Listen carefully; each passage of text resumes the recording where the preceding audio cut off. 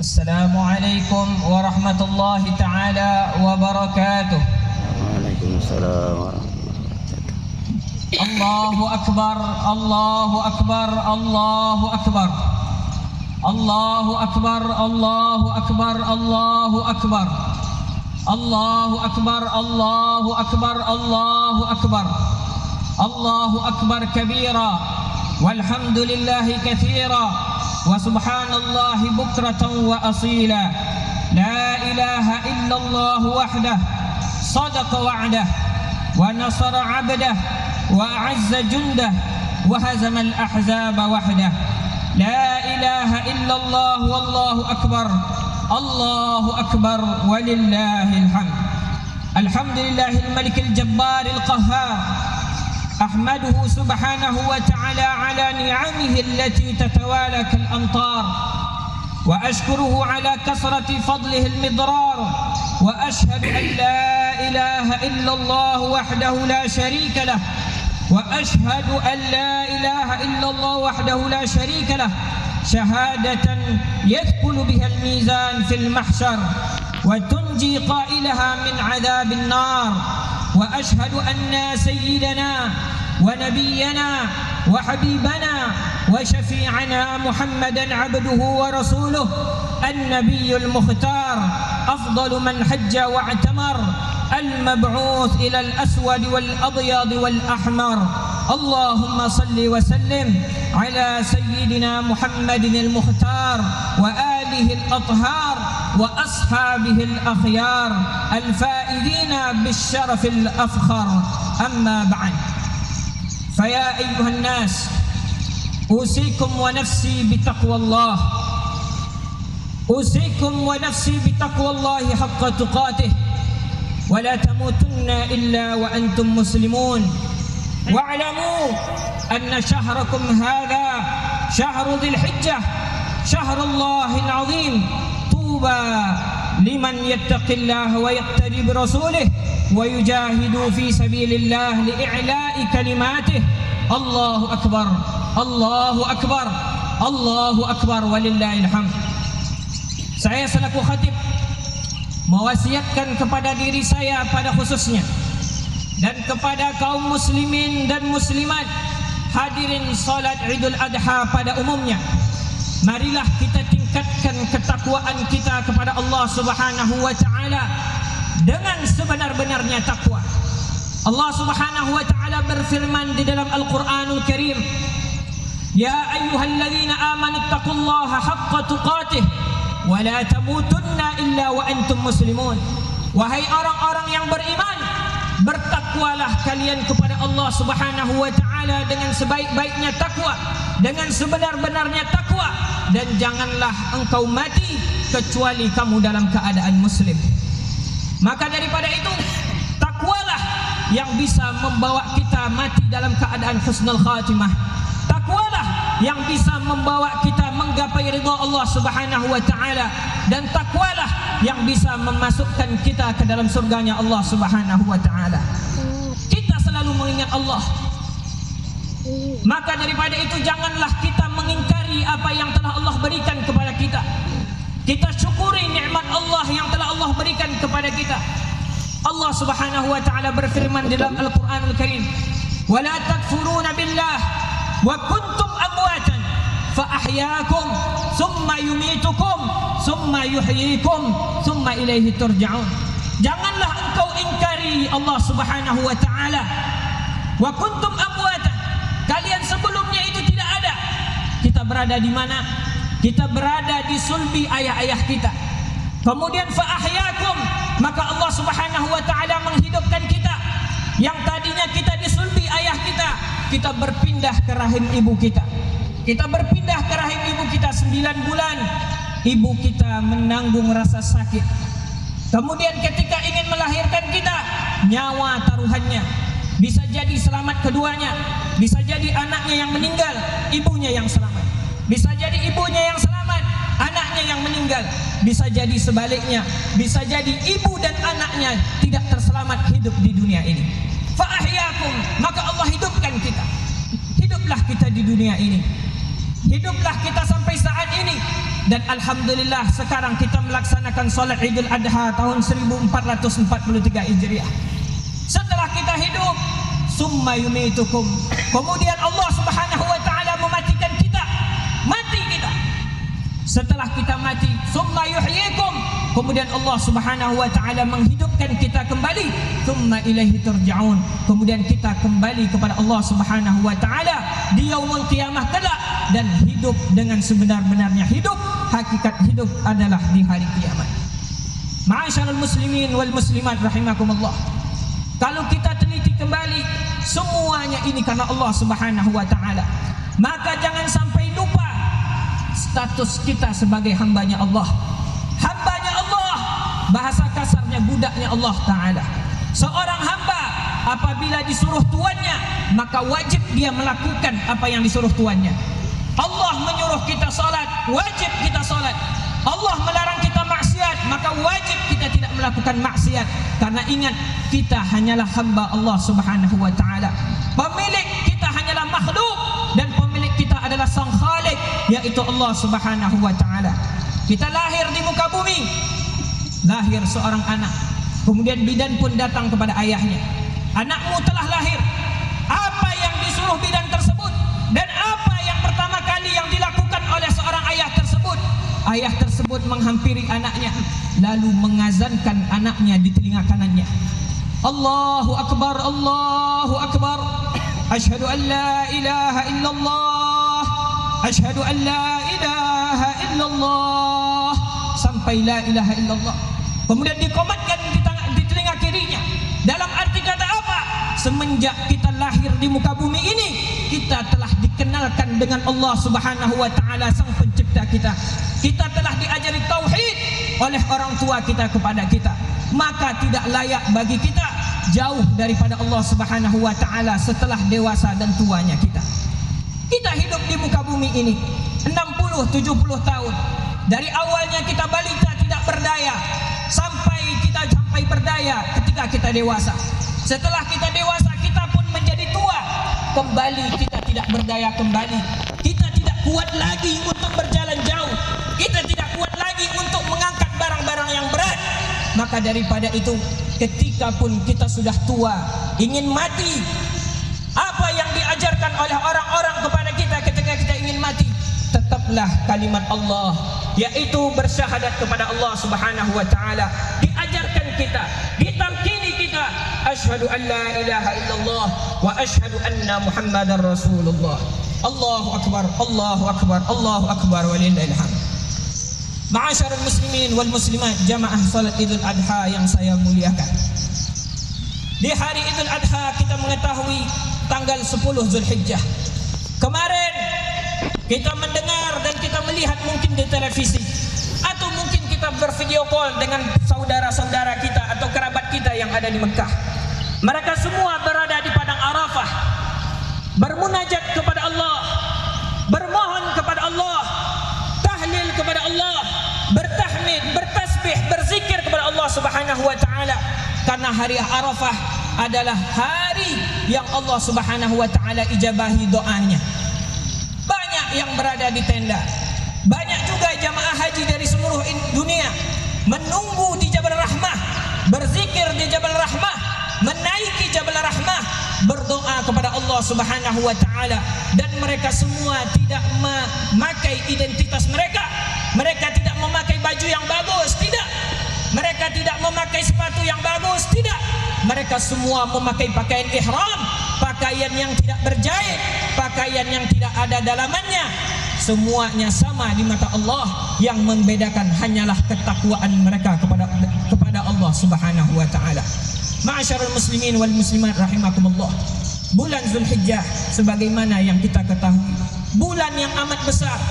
Di sini terdapat hari kemenangan umat Islam, yaitu hari raya Idul Adha. Lalu apa yang terjadi di bulan Idul Adha? Maka tidak mungkin tidak ada penyebabnya. Maka mari kita telusuri kembali apa yang terjadi di bulan Idul Adha ini. Ketika Nabi Allah Ibrahim alaihissalam bertahun-tahun ingin mendapatkan seorang anak, ingin mendapatkan anak, dikarunia anak oleh Allah Subhanahu wa taala. Dan akhirnya apa kata Nabi Allah Ibrahim? Rabbi habli minas salihin. Ya Allah, karunialah aku putra yang saleh. Kemudian Allah Subhanahu wa taala mengabulkan permintaan Nabi Allah Ibrahim alaihissalam. Apa yang dikatakan Allah dalam Al-Qur'an? Fabasyarnahu bighulamin halim. Maka kami memberi kabar gembira kepada Ibrahim, mengkaruniai dia seorang anak yang amat sabar, yaitu adalah Nabi Allah Ismail alaihi wassalam.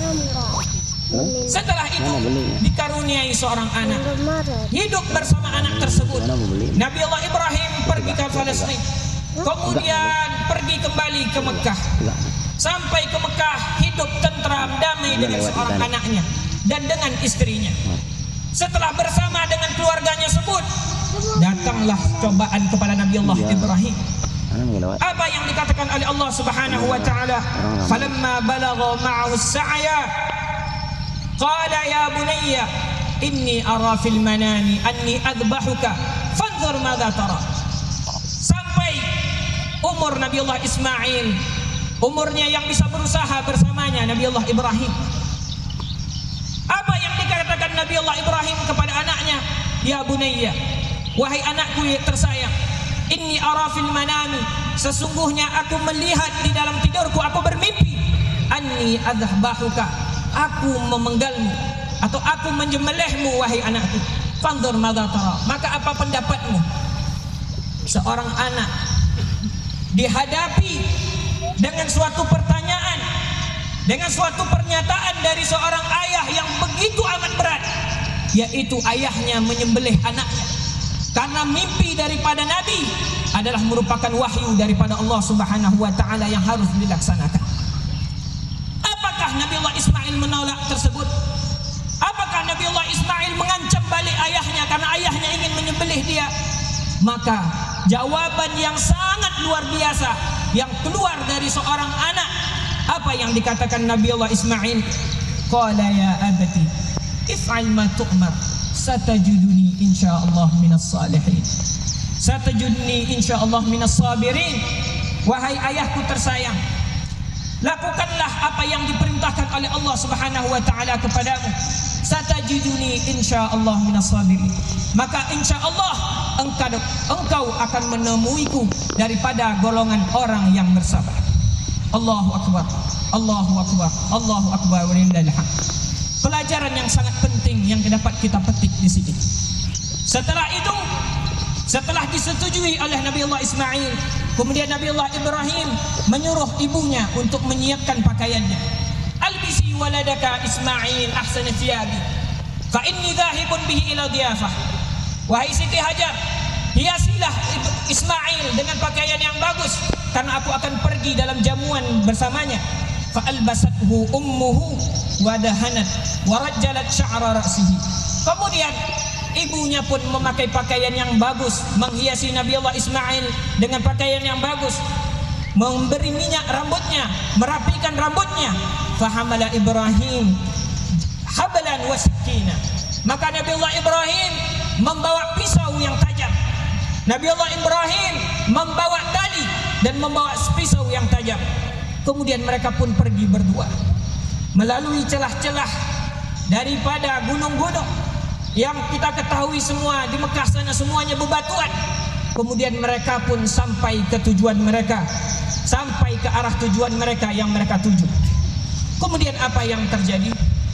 Disinilah datang godaan daripada iblis. Iblis ingin menggoda Nabi Allah Ibrahim. Apa yang dikatakan iblis kepada Nabi Allah Ibrahim? Ala tara i'tidal qatihi wa husna suratihi. Wahai Ibrahim, apakah kamu tidak melihat? Kata iblis, wahai Ibrahim, apakah kamu tidak melihat ketegapan badan anakmu? Dan apakah kamu tidak melihat kebagusan ketampanan wajah anakmu serta kelembutan kulitnya? Lalu apa yang dikatakan Nabi Allah Ibrahim kepada iblis tersebut? Walakin umirtu bidzalika, akan tetapi Allah Subhanahu wa taala diperintahkan kepadaku begitu. Setelah iblis tersebut menggoda Nabi Allah Ibrahim, Nabi Allah Ibrahim tidak tertipu sama sekali. Iblis pun datang kepada ibunya, yaitu Siti Hajar. Apa yang dikatakan iblis kepada ibunya? Kaifa taqudin? Kaifa taqudin? Zahaba Ibrahim bibnihi liyadhbah. Kok kamu duduk begitu saja? Kenapa kok kamu biarkan Ibrahim membawa anaknya? Dia ingin menyembelih anakmu. Apa yang dikatakan Siti Hajar? La takdzib, la takdzib alayya. Hal ra'aita aban yadhbahu ibnahu? Jangan kau dustai aku. Jangan kau bohongi aku. Mungkinkah seorang ayah menyembelih anaknya? Apa yang dikatakan iblis? Li ajli dzalika hamala hablan wa sikina. Maka daripada itu Ibrahim membawa tali dan membawa pisau yang tajam. Qalat, kemudian Siti Hajar mengatakan, li ayyi syai'in yadhbahu? Untuk apa Ibrahim menyembelih anaknya? Kemudian iblis pun menjawab, dia diperintahkan seperti itu, kata iblis. Lalu apa dikatakan Sayyidah Hajar, Siti Hajar? Qalat, an-nabiyyu la yu'maru bil batil wa ana uqdi li amrihi. Seorang nabi tidak akan diperintahkan Tuhannya untuk berbuat batil.